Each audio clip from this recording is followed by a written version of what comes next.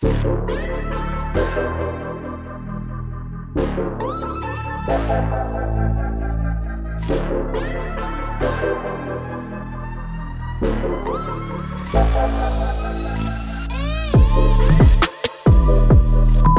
going on, y'all? It's your boy TMark got kicks, and we are back with another episode of Young OGs. And today, I have a creator based out in LA, moved to New York. He's here today. My boy Shark. I want you to talk about the brand, bro. Hey man, talk about the brand. Thank you for even being on this platform with us. Yeah, man. Thanks for having me, man. Appreciate you. So let's talk a little bit about the brand. I mean, what was the inspiration behind creating your own brand? Man, so maybe tomorrow. It all rooted from I've always been a fan of fashion. You know, I always wanted my own clothing brand, or I've worked with a clothing brand. I used to be in a clothing brand called Future Replica. Okay. Yeah, and back in LA, and we had a little falling out. The brand didn't do too well.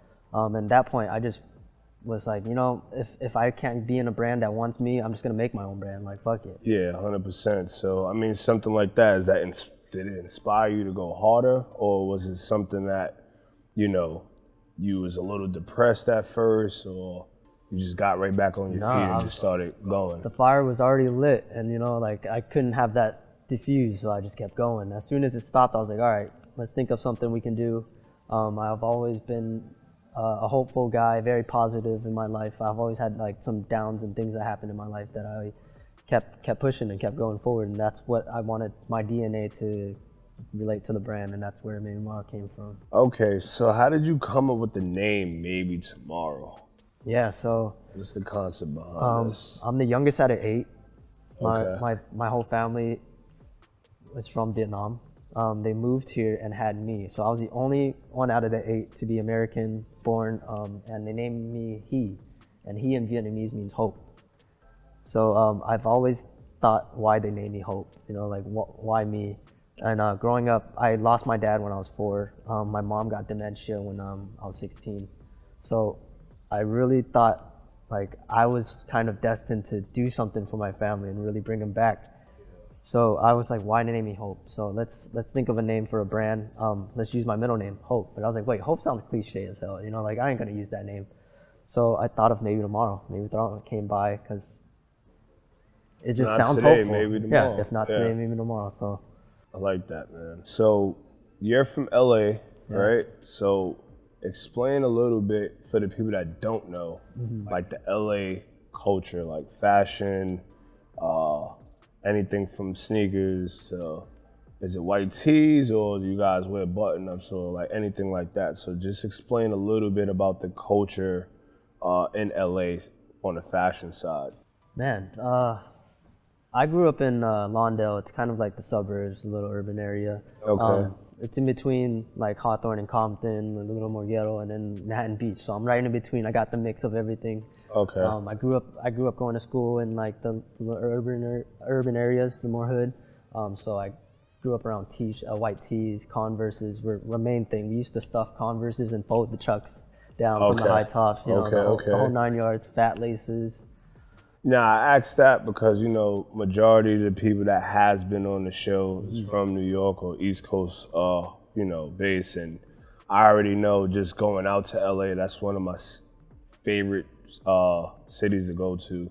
Like when I'm in Los Angeles, I love it. And I see a lot of Chucks. I see a lot of long sleeves and shorts. I see hoodies and shorts because the weather, you know. So during the day, you can wear shorts and a t-shirt. At night, you got to throw on a hoodie. You know, that's how things go. 100%, man. Like I see people with Scullies on, and the sun is out. So it's just like, I know the culture out there is a little different. We in New York, we gravitate to the fitteds. Yeah. And you guys, I didn't see Scullies. I didn't see trucker hats. We're more of the snapbacks, you know. Yeah, kind of the vibe that vintage type of look as well. Tattoos everywhere and stuff like that. So. All right, so what was the first item that you created? I mean, the first one right in the get-go was a t-shirt, you know. I just did screen print. We were screen printers back in LA. That's what we had, a little warehouse that we worked out of. So we just did a lot of graphics. And, okay. Still own it? Still own it. Yep. We have automatic machine. We have a bigger warehouse now back at home. Yeah, so like with me, even with the hats, you know, I do hats, and I went through so many trials and errors with samples. Yes. But I keep them. Like I don't throw them away. It just shows me like where I came from. Progress. And that's dope. The progression behind it. So that's why I asked, did you still have the shirt and stuff like that? So I see beanies, I see fitteds. So beanies, just dive in on the process of making a beanie hat. Honestly, because I don't know. Yeah, so when I first started making beanies, I was wearing beanies like a blank generic beanie. You know, I've always been a fan of the double fold, sit on top of the beanie, never like under the ears or things like that. And I worked for a client, Justin Timberlake, at the time. Fire. Yeah, so and he was like, what kind of beanies are those? You know, and at the time I was like, I'm not gonna tell you a blank beanie. You know, right off the top of my head, I was like, it's my brand, and I just started the brand, so I was just like, let's try to make some beanies. After he kind of asked for the beanie, it really sparked the interest. Like, oh, maybe I should make a beanie since I wear it every goddamn day. Yeah, 100%. So that was my take on a beanie. I started researching, figuring out what type of yarn to use, and then finding manufacturers to actually do it and see what styles they have. And then from there, I would take measurements and see how big of a fold I needed or how thick of a beanie it would be if I did a double fold. And there's so many things to it that really makes a beanie. That a lot of people don't know. No, people just think, yo, I'll go get a beanie and that's it. Like, it's a process to it. I get a lot of people saying like, you can just buy a blank beanie and throw a safety pin on it. I mean, yeah, you can. You know, that's the whole point of it. I would love to like share the swag, give people the opportunity, you know, to put their own flavor into it, because beanies are meant to be blank. I don't like embroidery on it. It messes up the whole yarn and things like that. 100%. So when you was around Justin Timberlake, was that your actual beanie, or you just said, you know what? That was actually the sample that we were using. So, okay. So the ones that I was wearing, I wore those for maybe 4 or 5 years. You know, they're just blank generic beanies. And when he asked about it, I was like, oh, he likes this fit. And I was like, this is the fit I actually wear all the time. Let's actually take this style, take the length and measurement, and figure it out from there, you know. The light bulb came up when he asked. All right, so I see the fitteds next to it. Is this something that you've been doing, or is this something that you're getting into now? So fitteds came to New York. I was always about snapbacks, trucker hats. I saw the buzz out here. Fitteds were like the thing. Everybody attracted to fitteds. And I grew up listening to Kendrick. Kendrick always had a LA fitted, black fitted, and that's what I wore back in LA. So I was just like, you know what? Let me take my little, put a little twist on it, put my experience and my stories into the DNA of New Era. And you said trucker hats, then maybe tomorrow trucker hats. I see a lot of people wearing it and gravitating to it. And for men, women, kids, also see it like on outfit grids and stuff like that. How is that feeling when you see somebody actually wearing it, not reselling it, or just throwing it down with a fit, like something you would do? Like, how do you feel when you actually see somebody wearing your product? Because for me, it's just like mind blowing. Yeah, same feeling. I think it's so dope because it's something that I personally wear almost every freaking day, you know? So it's like seeing and being able to share this with other people and seeing them incorporate it into their daily lifestyles is fucking awesome, you know? Like I've always wanted to be a part of someone else's life, you know? Yeah, for sure. And it's like, it's pretty much, you don't know the outcome. Like you do it because you like it, and then when people start to gravitate towards it, it's just a different feeling. It's way more rewarding than like trying to chase the trend or like what's happening 100%. Now. So. Or trying to force it on people where it's just like, nah, like if it's gonna sell, it's gonna sell, and people actually love it. So we talked about the beanies, we talked about the hats. Let's talk about these Carvers though. These are crazy. Thanks, man. I'm not gonna lie to you. I'm not a huge Chuck fan, but I do have a few pairs, but these are fire. So just tell the audience and the people, you know, what's the inspiration behind this? Yeah, so I'm a huge shoe fan. Always wanted to work with shoes and do make my own shoe, have my own thing. And And after seeing Mike Sherman and what he's done, I've been a big fan of Mike Sherman back from like IC New York days, you know, with the 3M and all his applications he did. So seeing him do his take on the Chinatown bootleg Converse, I was like, I couldn't grab myself a pair when he released them, or if he didn't release them. They were like giveaways sold out or whatever. so fast. The resale's crazy once LeBron wore it. And exactly. Celebrities started wearing it. It wasn't gonna cough up $700 for a pair, you know. So 100%. So I was like, you know what? I can make it myself. I do the same application on hats, and like it's heat press, you know. So I was just like, let's see if I can make it myself. So I made a pair for myself. Blew up. People loved it, and I said, you know what? Let's just do one for the culture. Let's just release it so everybody can have a pair. Because I always wanted a pair, and I know someone else in my position wanted it as well. 100%. So the first pair you dropped, how many quantities did you drop? Or did you make it extremely limited as well? I made it extremely limited. I capped it because I was doing this all by myself in my apartment. I wasn't going to have like 1,000 pairs. I don't even know if I was going to sell 1,000 pairs. I just loaded 100%. Up about 200, and within 15 minutes it was gone. So, like I was in the restroom, I was taking a shit while I dropped it, you know. Fucking by but it's just like that stuff like that, man, is just amazing because it's just like that following that just shows that, you know, people's out there supporting and appreciate what you're doing. It really like blew my mind. Like I was so humbled. I usually never sell out, you know. Like I produce stuff that I love, and it just sits there some days for days, you know. It eventually sells out, which is awesome, and 100%. Fucking love that shit. But like for this to like go like that was a huge roller coaster for me. Like, yeah, even with, you know, some of my hats, you know, a lot of them, even with fitted, you'll see when you start doing more of them, certain sizes just don't sell. Yeah, like 7 and 7/8 and 8s, but anything under that does well. And you know, you get the lingerers, people that a couple days later they'll buy it.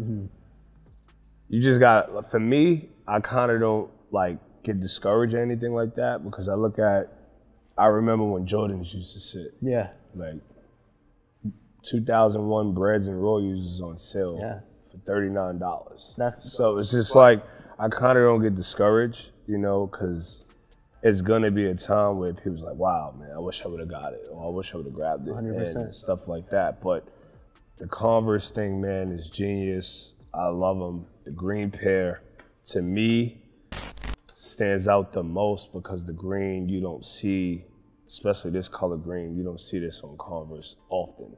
Yeah. And, you know, let's show that as well. You did put that twist to it as well with the swoosh, which is crazy. So it's not a full swoosh, it's a half a swoosh. So, you know, hopefully you don't get in trouble. Slide, you know, yeah, but 100%. But I mean, if you do get in trouble, it's not a bad thing as well because I feel like now you have their attention. And which I would love, you know, like that's the opportunity. That's pretty much why I made the shoe, was kind of like a calling to like, hey, look, I can do something great, and I can do it in my comfort of my own home, and I'm gonna like share this with the world. If you guys don't want to hop on now, it's gonna be too late. And just imagine if you just had that machine behind you. Yeah. That's the same thing I asked myself. Just imagine that machine was behind you pushing. You can do the 1,000 units. You can do the 2,000 units, and it becomes like, wow, okay, this is crazy. So during COVID, right, I feel like the creators was able to come to the forefront and really push the culture to another level because A, stores wasn't open, and B, you know, if you had any type of hustle in you, it came out during COVID because of the circumstance of people not being able to go to stores and, you know, people afraid to go outside because, you know, what was going on with the pandemic. Yeah. How did, you know, COVID help your brand in a way that, you know, was it something that you pushed through COVID, or was it something where it was just like, you know, you was being real sensitive about it? COVID was a scary time, you know. Being in New York when COVID first started was like going crazy, especially in New York. So it was a scary time. I really, as a creative, being stuck at home all the time, I was used to it. You know, I'm always at home creating some. But when COVID really hit, photography, my side of photography kind of slowed down. So I was really, you know, on the hustle, like really got to start thinking of doing things to get pushed. And that gave me a lot of free time to really hone down on my brand and really figure out what's the next step, what we can do to be better, tune it, fine tune things. And with the audience being at home all the time, we had full audience to like take over and show the world what we can do. 100%. And that's when we really took advantage and manipulated that, or not manipulated, but took advantage of that and brought out brand to a bigger light. Yeah, 100%. For me, you know, I started my website and, you know, I just took that leap and just believing in myself, you know, instead of just being 1 foot in, 1 foot out, you know, I just took that leap and just said, you know what, this is something I'm gonna do.